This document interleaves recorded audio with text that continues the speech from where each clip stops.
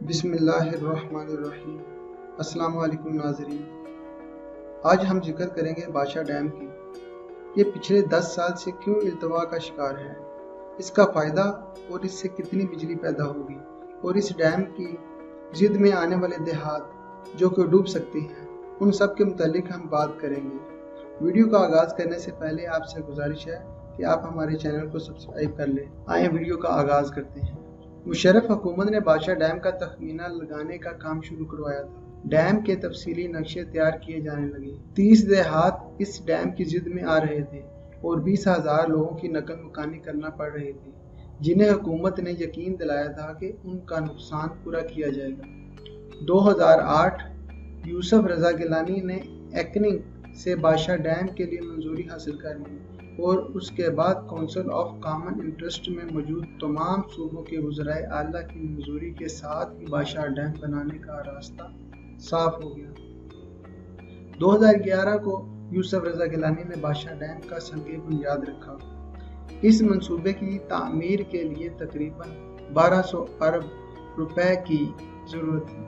World bank اور Asia ترقیاتی bank کو قرض کے لیے درخواست دی گئی، جسے منظور کر کے ان بینکوں نے رقم دینے کی حامی بھر لی۔ جیسے ہی منصوبے پر کام شروع ہوا، بھارت نے حسب معمول چیخنا شروع کر دیا۔ بادشاہ ڈیم گلگت بلتستان میں بنایا جا رہا تھا۔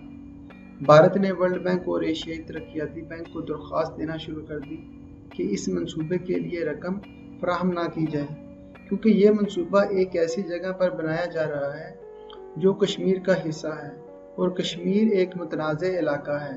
بادشاہ ڈیم کو رکوانے کی بھارتی کوششیں اس وقت رنگ لے آئیں جب اگست 2012 میں ورلڈ بینک اور ایشیائی ترقیاتی بینک نے بادشاہ ڈیم کی تعمیر کے لیے دی جانے والی رقم روک لی اور پاکستان سے کہا کہ بھارت لکھ کر دے دے کہ اسے اس منصوبے پر کوئی اعتراض نہیں تو ہم یہ رقم جاری کریں گے۔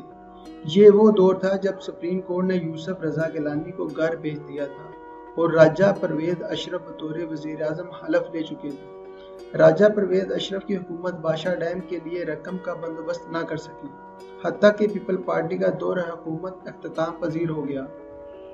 2013 کے الیکشن میں مسلم لیگ نون جیت گئی۔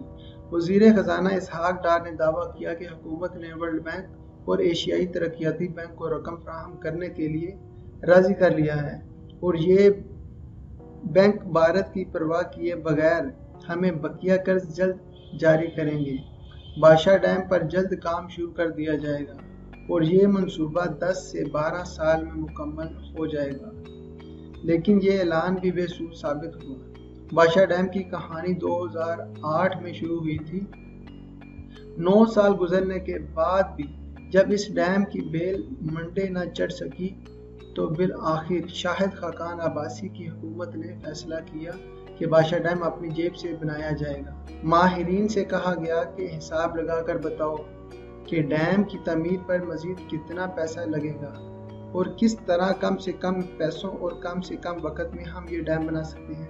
ماہرین نے حساب کتاب لگا کر بتایا کہ بادشاہ ڈیم کی تکمیل کے لیے مزید 1370 ارب روپے درکار ہیں۔ ظاہر ہے کہ یہ رقم بہت زیادہ تھی، لہذا بادشاہ ڈیم کی تعمیر کا خواب ادھورا ہی رہا اور مسلم لیگ نون کی حکومت بھی اختتام پذیر ہو گئی۔ اس مشن کا بیڑا chief justice supreme court Saqib Nisar نے اٹھانے کا اعلان کر دیا اور ڈیم فنڈز جمع کرنا شروع کر دیا۔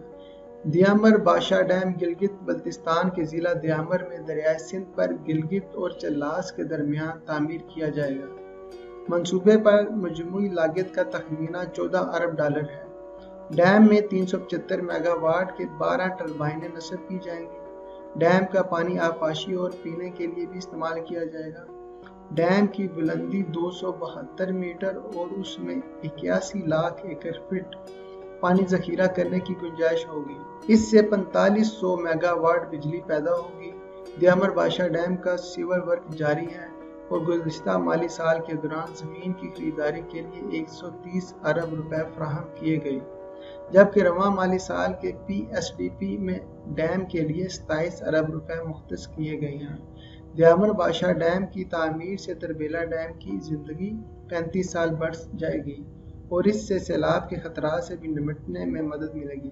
272 میٹر بلند ڈیم کے سپل دے کر 14 گیٹس ہوں گے۔ ڈیم میں 2 زیر زمین پاور ہاؤس تجویز کیے گئے ہیں۔ مہمند ڈیم کے اخراجات کا تخمینہ 938 ملین روپے ہے۔ اب وزیر اعظم عمران خان بھی ڈیم مشن کا حصہ بن چکے ہیں اور انہوں نے فیصلہ کیا ہے کہ بادشاہ ڈیم ضرور بنے گا اور اس کے لیے اوورسیز پاکستانیوں کو فنڈ بھیجنے کی اپیل الیکشن میں بہترین نتائج دیں گی۔ معزز ناظرین، اگر آپ کو ہماری ویڈیو پسند آئی ہو تو ہمارے چینل کو ضرور سبسکرائب کریں اور ویڈیو کو لائک اور شیئر ضرور کیجیے۔ اللہ حافظ۔